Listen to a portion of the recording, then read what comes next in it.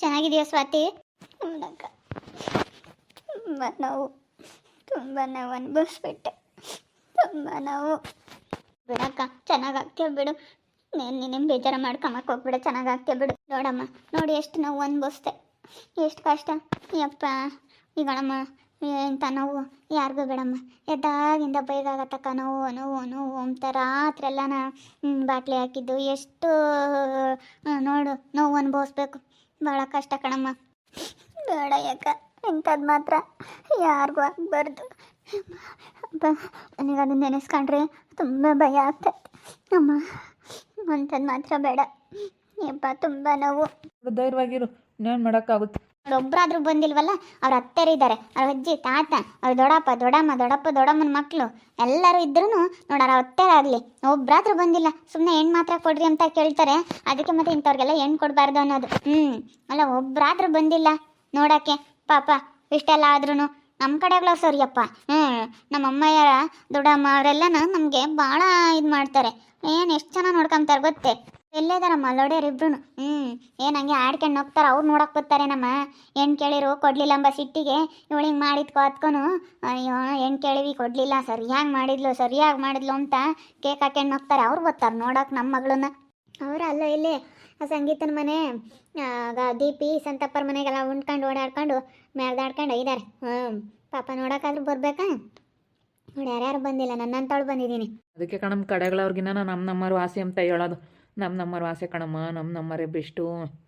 ಸ್ವಾತಿ ಏನಾಯ್ತು? ಯಾರಪ್ಪ ಇವನು? ಯಾರಮ್ಮ ಇವನು? ಯಾರು? ಅಯ್ಯೋ, ಇವನು ಯಾಕಪ್ಪ ಬಂದಾಗಿಲ್ಲಿ? ಅಯ್ಯೋ, ಇವಾಗ ಏನಪ್ಪ ಹೇಳಿ? ಸ್ವಾತಿಗೆ ಹುಷಾರಿಲ್ಲ ಅಂತ ಗೊತ್ತಾಯ್ತು. ಏನಾಯ್ತು ಸ್ವಾತಿಗೆ?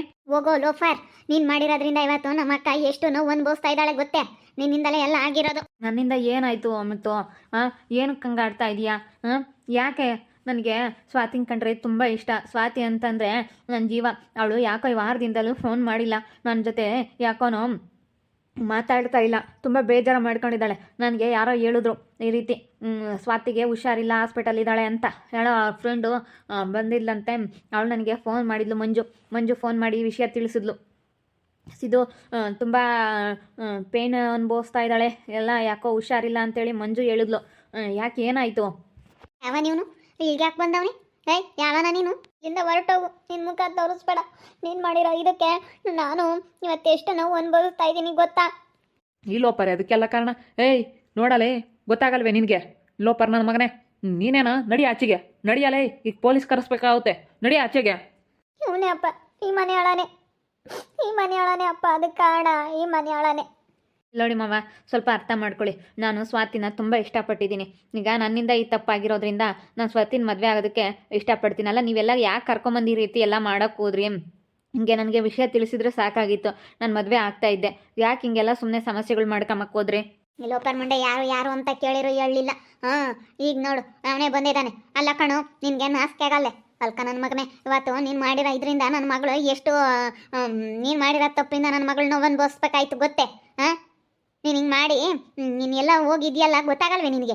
ಹೋಗು, ನಿನ್ನ ಮುಖ ತೋರಿಸ್ಬೇಡ ನನಗೆ, ನಿನ್ನ ಮುಖ ತೋರಿಸ್ಬೇಡ. ಎಲ್ಲ ಬಗೆಹರ್ದಾಗೈತೆ ಕಣಪ್ಪ. ನೀನು ಸುಮ್ಮನೆ ಇಲ್ಲೆಲ್ಲ ಅವಳು ಮಾತಾಡಿಸ್ಕೊಂಡು ಬರಬೇಡ ನೋಡು. ಸುಮ್ಮನೆ ನಡಿ ಆಚೆಗೆ. ಸುಮ್ಮನೆ ಯಾಕೆ ಅವಳಿಗೆ ತೊಂದರೆ ಕೊಡ್ತೀಯಾ? ಅವಳಿಗೆ ಇವಾಗ ಹುಷಾರಿಲ್ಲ, ಇವಾಗಿನ ಬೆಡ್ಗೆ ಶಿಫ್ಟ್ ಮಾಡಿದ್ದಾರೆ. ನೀವು ಯಾಕೆ ಸುಮ್ಮನೆ ಟೆನ್ಷನ್ ಕೊಡ್ತೀರಾ? ಇವಾಗ ಪೇಷಂಟ್ ಅವರು. ಬನ್ನಿ ಹೊರಗಡೆ ಬಂದು ಮಾತಾಡೋಣ. ನಿನಗೆ ಹಿಂಗೆ ಆಗಿರೋದು ಕೇಳ್ಬಿಟ್ಟು ತುಂಬ ಖುಷಿ ಆಯಿತು. ನೀನೇನು ಚಿಂತೆ ಮಾಡಬೇಡ, ನಾನು ಮದುವೆ ಆಗ್ತೀನಿ. ನನ್ನಿಂದ ತಪ್ಪಾಗೈತೆ ತಾನೇ, ನಾನು ಮದುವೆ ಆಗ್ತೀನಿ ನಿನ್ನ. ಅಷ್ಟೇ, ಸುಮ್ಮನೆ ಮದುವೆ ಮಾಡೋದೇ ಒಳ್ಳೇದು ಕಣೆ ಪದ್ಮ. ಅವನಾಗಿ ಅವ್ನು ಬಂದಿದ್ದಾನೆ, ತುಂಬ ಒಳ್ಳೆ ಹುಡುಗ ಅನಿಸುತ್ತೆ. ಇನ್ನೊಬ್ರು ಯಾರಾದರೂ ಆಗಿದ್ರೆ ಬರ್ತಾ ಇರಲಿಲ್ಲ. ಅದೇ ಮತ್ತೆ ಸುಮ್ಮನೆ ಅವ್ರ ಮನೆಯಾಗೂ ಎಲ್ಲ ಮಾತಾಡಿ ಇವಳನ್ನ ಈ ಹುಡುಗನಿಗೆ ಕೊಟ್ಟು ಮದುವೆ ಮಾಡೋದು ಒಳ್ಳೇದು. ಯಾಕಂತಂದರೆ ಸುಮ್ಮನೆ ಇವಾಗ ಬೇರೆಯವ್ರಿಗೆಲ್ಲ ವಿಷಯ ಗೊತ್ತಾಗುತ್ತೆ. ಊರಲ್ಲೆಲ್ಲ ಮೊದಲೇ ವಿಷಯ ಗೊತ್ತಾಗೈತೆ ಅಂತಂದರೆ ಸುಮ್ಮನೆ ಬಿಡ್ತಾರಾ? ಎಲ್ಲ ಊರು ತುಂಬ ಸಾರಿದ್ದಾರೆ ಅಂಥದ್ರಲ್ಲೇ ಸುಮ್ಮನೆ ಯಾಕೆ ಇವಾಗ ನಾವು ನೋನ್ಬೋಸೋದಕ್ಕಿಂತ ಮುಂಚೆ ಸುಮ್ಮನೆ ಇವನಿಗೆ ಕೊಟ್ಟು ಮದುವೆ ಮಾಡೋದು ಒಳ್ಳೇದು. ಹೌದು ಮಾವ, ನಾನು ಮದುವೆ ಆಗೋದಕ್ಕಂತಲೇ ಬಂದಿದ್ದೀನಿ. ನಾನು ಮಾಡಿರೋ ತಪ್ಪಿಗೆ ಇವತ್ತು ನಾನು ಮದುವೆ ಆಗ್ಬೇಕಂತಲೇ ಬಂದಿದ್ದೀನಿ. ನಾನು ಮದುವೆ ಆಗ್ತೀನಿ. ಸರಿ ಆಯ್ತು ಹೇಳಪ್ಪ, ಮನೆ ತಕ ಹೋದ್ಮೇಲೆ ಮಾತಾಡೋಣ. ಈಗ ನಮಗೇನೋ ನೀನು ತುಂಬ ಒಳ್ಳೆ ಹುಡುಗ ಥರ ಕಾಣಿಸ್ತೀನಿ. ಹೌದು, ನಾನು ಮನೇಲೆಲ್ಲ ಕೆಲಸ ಮಾಡಿಕೊಂಡು ನಾವು ಅಡಿಕೆ ಗಿಡ ಇಟ್ಟಿದ್ದೀವಿ. ಅಪ್ಪ ಅಮ್ಮನ ಮಾತು ಕೇಳಿಕೊಂಡು ಈಗ ನಾನು ಎಲ್ಲೂ ಕರ್ಕೊಂಡು ಹೋಗ್ತಾ ಇರಲಿಲ್ಲ. ಎಲ್ಲೋ ಹೊರಗಡೆ ಎಲ್ಲ ಸುತ್ತಾಡಕ್ಕೆ ಕರ್ಕೊಂಡು ಹೋಗಲ್ಲ ಅನ್ನೋ ಒಂದು ಸಿಟ್ಟಿಗೆ ಮಾತಾಡಿಸ್ತಾ ಇರಲಿಲ್ಲ. ನೋಡಿ, ಎಲ್ಲೂ ಹೊರಗಡೆ ಕರ್ಕೊಂಡು ಹೋಗ್ತಾ ಇಲ್ವಲ್ಲ ನನ್ನ.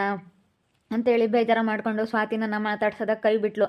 ಯಾಕಂದರೆ ಕೆಲಸ ಇತ್ತು, ಅಡಿಕೆ ಗಿಡಕ್ಕೆಲ್ಲ ಸುಣ್ಣ ಹೊಡೆಯೋದು, ಗೊಬ್ಬರ ಹಾಕೋದು, ಮಣ್ಣೆಲ್ಲ ಹಾಕ್ಸಿದ್ವಿ. ಸ್ವಲ್ಪ ಹೊಲ್ದ ಹತ್ರ ಎಲ್ಲ ಕೆಲಸ ಇತ್ತು. ಹಿಂಗೆ ಎಲ್ಲ ಕೆಲಸ ಮಾಡಿಕೊಂಡು ಅಲ್ಲಿದ್ದೆ, ಅದಕ್ಕೆ ಬರೋಕ್ಕಾಗಲಿಲ್ಲ.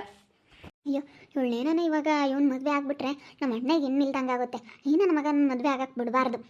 ಬಿಡಲ್ಲ ನಾನು. ಈ ನನ್ನ ಮಗನ ಮದುವೆ ಆಗಕ್ಕೆ ಬಿಡಲ್ಲ. ಅವಳು ಒಪ್ಪೋದೇ ಇಲ್ಲ ಹೇಳು. ಯಾವುದೇ ಕಾರಣಕ್ಕೂ ಸ್ವಾತಿ ಒಪ್ಪೋದಿಲ್ಲ. ವಿಷಯಗಳನ್ನೆಲ್ಲನ ಹಾಸ್ಪಿಟಲಲ್ಲಿ ಮಾತಾಡಬಾರ್ದು.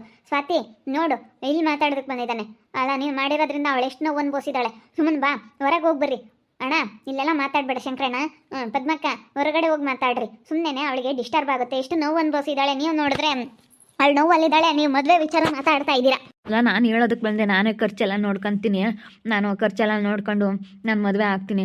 ಬಿಡ ಅಮ್ಮವ ಇವಾಗ. ಯಾಕಂದರೆ ನಾನು ಮಾಡಿರೋ ತಪ್ಪಿಂದನ ಇವಳು ತುಂಬ ನೋವು ಅನುಭವಿಸಿದ್ದಾಳೆ. ನನಗೆ ಮುಂಚೆನೇ ಗೊತ್ತಾಗಿದ್ದರೆ ಈ ರೀತಿ ಎಲ್ಲ ನೋವು ಅನುಭವಿಸೋದೇ ಇರ್ತಿರ್ಲಿಲ್ಲ. ನಾನು ಮದುವೆ ಆಗಿಬಿಡ್ತಿದ್ದೆ. ಇನ್ನೇನು ಮಾಡೋಕ್ಕಾಗುತ್ತೆ. ನಮ್ಮಪ್ಪ ನಮ್ಮಮ್ಮ ಯಾಕಂದರೆ ಸ್ವಲ್ಪ ದಿನ ಸುಧಾರಿಸಪ್ಪ ಅಂತ ಹೇಳ್ತಿದ್ರು. ಇನ್ನು ಈ ವರ್ಷ ಬೇಡ. ಈಗ ನಮ್ಮ ಮನೆಯಲ್ಲಿ 3 ಏನೋ ಕಳಸ ಹೂಡ್ದಂಗೆ ಈ ವರ್ಷ ಟೈಮ್ ಚೆನ್ನಾಗಿಲ್ಲ, ಬೇಡ. ನಮ್ಮ ಮನೇಲಿ ನಮ್ಮ ಅಜ್ಜಿ ನಮ್ಮ ತಾತ ಎಲ್ಲ ಇಬ್ಬರು ತೀರ್ಕೊಂಡ್ರು. ಅದಕ್ಕೆ 3ನೇದು ಕಳಸ ಅನ್ನೋದು ಹೂಡಬಾರ್ದು. ಈ ವರ್ಷದಲ್ಲಿ 3 ಆಗ್ತವೆ, ಬೇಡ. ಮುಂದಿನ ವರ್ಷಕ್ಕೆ ಮುಂದಿನ ಇದರಲ್ಲಿ ಮದುವೆ ಆಗಮಂತೆ. ಈ ಏಪ್ರಿಲ್ ಯುಗಾದಿ ಕಳೆಯುತ್ತಲ್ಲ, ಈಗ ಯುಗಾದಿ ಕಳೆದ ಮೇಲೆ ನಾವು ಯುಗಾದಿಗೆ ಹಿರಿಯರ ಪೂಜೆ ಅಂತ ಮಾಡ್ತೀವಿ. ಆ ಪೂಜೆ ಎಲ್ಲ ಮುಗಿಸ್ಬಿಟ್ಟು ಆಮೇಲೆ ನಿನ್ನ ಮದುವೆ ಆಗ್ಬೇಕಂತ ಹೇಳಿ ಹೇಳಿದ್ರು ಶಾಸ್ತ್ರದಲ್ಲಿ. ಅದಕ್ಕೆ ನಮ್ಮಪ್ಪ ನಮ್ಮಮ್ಮ ಅಲ್ಲೇವರೆಗೂ ಸುಧಾರಿಸಪ್ಪ ಅಂತೇಳಿ ಹೇಳ್ತಿದ್ರು. ಅದಕ್ಕೆ ನಾನು ಅಲ್ಲೇವರೆಗೂ ಬಿಡು ಅಂತೇಳಿ ಸುಮ್ಮನಾಗಿದ್ದೆ. ಹಿಂಗೆ ಮಾತಾಡಿಕೊಂಡು ನಾನು ಇವಳು ಹಿಂಗೆ ಇರೋಣ ಅಂತ ಹೇಳಿ ಅಂದ್ಕೊಂಡಿದ್ದೆ. ಆದರೆ ಇವಳು ಇದಕ್ಕೆ ಬೇಜಾರಾಗಿ ಹಿಂಗೆ ಮಾಡಿಬಿಟ್ಟವಳೆ. ನಾನು ಮದುವೆ ಆಗ್ತೀನಿ ಬಿಡು. ನನಗೆ ಇಷ್ಟ ಇಲ್ಲ, ಹೋಗು. ನಿನ್ನಿಂದ ನನ್ನ ಅನುಭವಿಸಿದ್ದೀನಿ. ನನಗೆ ಡಿಸ್ಟರ್ಬ್ ಮಾಡಬೇಡ. ಇಲ್ಲಿ ನನ್ನ ನೋವಲ್ಲಿ ನಾನಿದ್ದೀನಿ. ಅದೇ ಮತ್ತೆ ಇಷ್ಟೆಲ್ಲ ನೋವು ಅನುಭವಿಸಿ ಅವಳು ಹೆಂಗೆ ಮದುವೆ ಆಗ್ತಾಳೆ? ಅಣ್ಣ ಸುಮ್ಮನೆ ಶಂಕರಣ್ಣ, ಏನಕ್ಕೆ ಹಿಂಗೆ ಮಾತಾಡ್ತೀರಾ? ಸುಮ್ಮನೆ ಇರುವ ಸದ್ಯಕ್ಕೆ ಏನು ಮಾತಾಡೋದು ಬೇಡ. ನನಗೆ ಈ ಹುಡುಗನ ನೋಡಿದ ತಕ್ಷಣ ತುಂಬ ಒಳ್ಳೆ ಹುಡುಗ ಅನ್ನೋ ಥರ ಕಾಣಿಸ್ತಾ ಇದ್ದಾನೆ. ತುಂಬ ಒಳ್ಳೆ ಹುಡುಗ ಹೇಳು. ನನಗೆ ಗೊತ್ತು, ಎಲ್ಲೋ ನೋಡಿದ್ದೀನಿ ಅಂತ ಅನ್ನಿಸ್ತಾ ಐತೆ ನನಗೆ. ನಿಮ್ದು ಯಾವ ಊರು ಹೇಳು? ನಮ್ಮೂರೇ ಏನಪ್ಪ, ತವ್ರ ಮನೆ ಅಲ್ವೇ? ನಿಮ್ಮೂರೇ ಪದ್ಮಾಕ. ನೀನು ನೋಡಿಲ್ಲ ನಾನು ಇವರು ಮಾದೇಶಣ್ಣ ಇದ್ದಾರಲ್ಲ, ಮಾದೇಶಣ್ಣನ ಮಗ ನಾನು. ಓ ಹೌದೇನು? ಮಾದೇಶಣ್ಣನ ಮಗನ? ಓ ತುಂಬ ಒಳ್ಳೆ ಮಂತ ಅಂದವ್ರು ಕಣಪ್ಪ. ನಮ್ಮೂರೇನೆ. ನಮ್ಮೂರವ್ರೆ, ನನ್ನ ತವ್ರ ಮನೆಯವರೇನೆ. ನೋಡಿ ಮತ್ತೆ ನನಗೂ ಅದಕ್ಕೆ ಎಲ್ಲೋ ನೋಡಿದ್ದೀನಿ ಅಂತ ಅನ್ನಿಸ್ತು. ಪದ್ಮಕ್ಕ, ನಮ್ಮದು ಮೇಲ್ಗಡೆ ಐತೆ. ಅದೇ ಅಲ್ಲಿ ಮೇಲ್ಗಡೆ ಫಸ್ಟು ಬಸ್ ಸ್ಟ್ಯಾಂಡ್ ಇದೆಯಲ್ಲ, ಆ ಕಡೆ ಇರೋದು ನಮ್ಮ ಮನೆ. ನೀನು ನೋಡಿದ್ಯಾ ಅನಿಸುತ್ತೆ. ಅಪ್ಪಾಯಿಗೆ ಗೊತ್ತು ಕಣಪ್ಪ, ನನಗೆ ನೋಡಿದ್ದೀನಿ. ನಿಮ್ಮಪ್ಪ ನಿಮ್ಮಮ್ಮ ಎಲ್ಲ ತುಂಬ ಒಳ್ಳೆಯವರು ನಮ್ಮ ತವ್ರ ಮನೇಲೆ. ಸರಿ ಆಯ್ತು ಹೇಳಪ್ಪ, ಮಾತಾಡ್ತೀನಿ. ಮಾದೇಶಣ್ಣನ ಹತ್ರ ಮಾತಾಡಿ ಮದುವೆ ಮಾಡೋಕ್ಕಾಗುತ್ತೆ. ತುಂಬ ಒಳ್ಳೆಯವ್ರು ಕಣಪ್ಪ, ಒಳ್ಳೆ ಕೆಲಸದಾರರು, ಬಯಸ್ತರು. ಅಪ್ಪಯ್ಯನು ಹಂಗೆ ಕುಡಿಯೋರಲ್ಲ, ತಿಂಬಾರಲ್ಲ, ಒಳ್ಳೆ ಮನೆಯವರು. ಹೆಂಗ ಒಳ್ಳೆ ಹುಡುಗ ಹೇಳು. ಸುಮ್ಮನೆ ಇವನಿಗೆ ಕೊಟ್ಟು ಮದುವೆ ಮಾಡೋಕ್ಕಾಗುತ್ತೆ. ಈಗ ಸುಮ್ಮನೆ ಮರ್ಯಾದೆ ಹೋಗ್ಬಿಟ್ಟೈತೆ. ಮುಂಚೆಗೆ ಬಂದಿದ್ರೆ, ಮುಂಚೆಗೆ ಗೊತ್ತಾಗಿದ್ರೆ ಹಿಂಗೆಲ್ಲ ನೋವು ಅನುಭವಿಸೋದೇ ಇರ್ತಿರ್ಲಿಲ್ಲ. ಹೋಗತ್ತಾ ಈಗ ಬಂದಿರೋದ್ರಿಂದ ಇವಾಗ ಏನು ಮಾಡೋಕ್ಕಾಗಲ್ಲ.